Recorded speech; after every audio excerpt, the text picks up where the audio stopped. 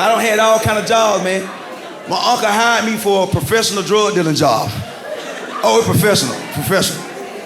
He was the biggest drug dealer in between Augusta and Savannah. He had all the weed. He had the loud and the quiet. Brother, you ain't never smoked that quiet, have you? You smoke it, this all you can say. I'm telling you, brother, he offered me a job. He said he gonna pay me $1,000 a week. Only thing I got to do is ride with him when he go pick up the weed. I said, oh Lord, thank you, Jesus. Only thing I got to do is ride with you to go pick up the weed. He said, but no. He said, we get pulled over, you got to take the charge. I said, hold up, wait a minute. I said, this ain't the NBA. What you mean, take the charge? He said, no. He said, you ain't never been in trouble, so you get pulled over, you take the charge, they gonna let you out on probation. I say, so you saying you gonna pay me $1,000 a week, we get pulled over, I take the charge, and they gonna let me out on probation. He was like, yeah. I said, well, can we get this in parentheses and put your initials beside it? But I took the job, perfect job in the world. I'm making $1,000 a week ride with my uncle. First two weeks I was nervous because you worried about the police. But after 2 weeks, I got comfortable. I got so comfortable in my job, I was telling all my friends who went to college, y'all need to get y'all life together. I got comfortable, man.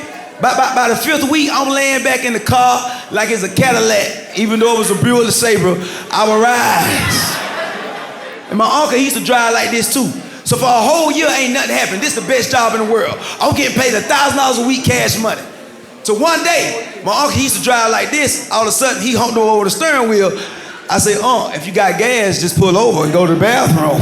He said, no, I think the police behind us. I was like, what? He behind both of us?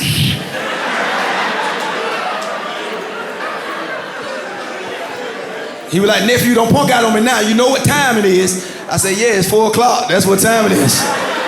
He said, no. He said, man, we get pulled over, man. They stop us. You got to take the charge. They find something. So I said, okay. I was going to take the charge. So my uncle swerved, so he pulled over because the police pulled him over. But he was an OG, so he knew you was supposed to play calm. See, I ain't know that because I was still a GG. I ain't know that. I was still a German baby. I ain't know that. But the police peeked in the car, I was over there singing church music. The police knew something was wrong. He told us to get out the car. So I got outside the car, both of me and my uncle, we laying in the grass. We laying in there. But I say, I'm gonna keep it real. I'm gonna keep it real because my uncle been paying me $1,000 a week. I already know I got the $1,000 for this trip right here in my pocket.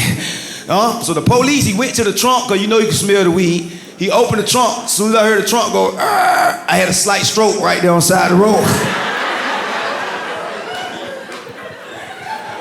But I woke up because I say, I'm going to take the charge. My uncle been paying me $1,000 a week. It's my time to man up. So it ain't nothing but weed anyway. But this when the game changed. The police looked in the trunk. He said, good God, y'all got pounds of marijuana and crack cocaine. I was like, hold up, wait a minute. I ain't have no damn crack now. I said, crack cocaine wasn't in my application.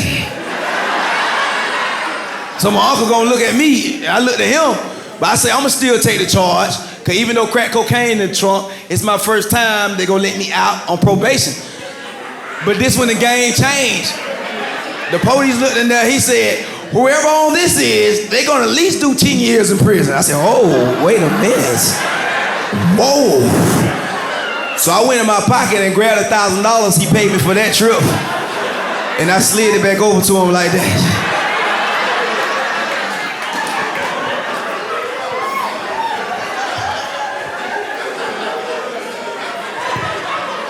He gonna look at me talking, what? I said, I quit.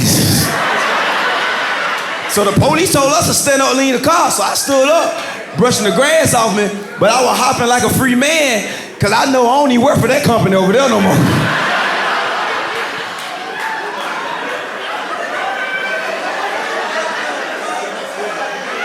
So the police came to my uncle first. He said, is this your pounds of marijuana and crack cocaine? My uncle shook his head, no. I reached over and whispered in the ear. I said, you shake your head the wrong way, buddies.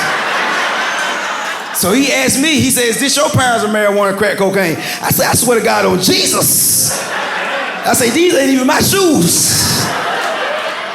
So the police said, one of y'all don't take the charge, then both of y'all going down for the same drug. I said, hold up, officer. I know what you're trying to do. You're trying to get me to snitch.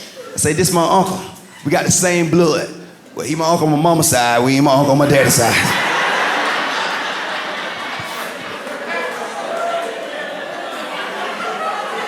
I said, I ain't no snitch, I'm from the streets. This my uncle.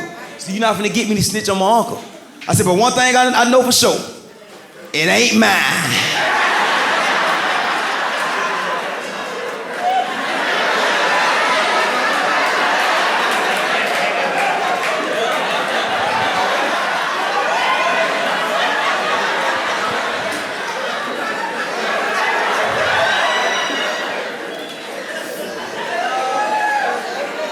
So my uncle went back to prison.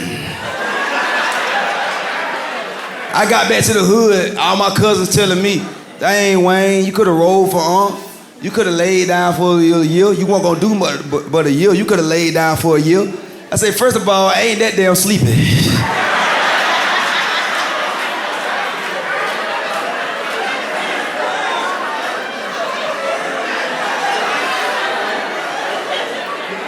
Now I say, my health teacher say I only need 8 hours of sleep. I don't know what the hell you talking about. You going down like that, man.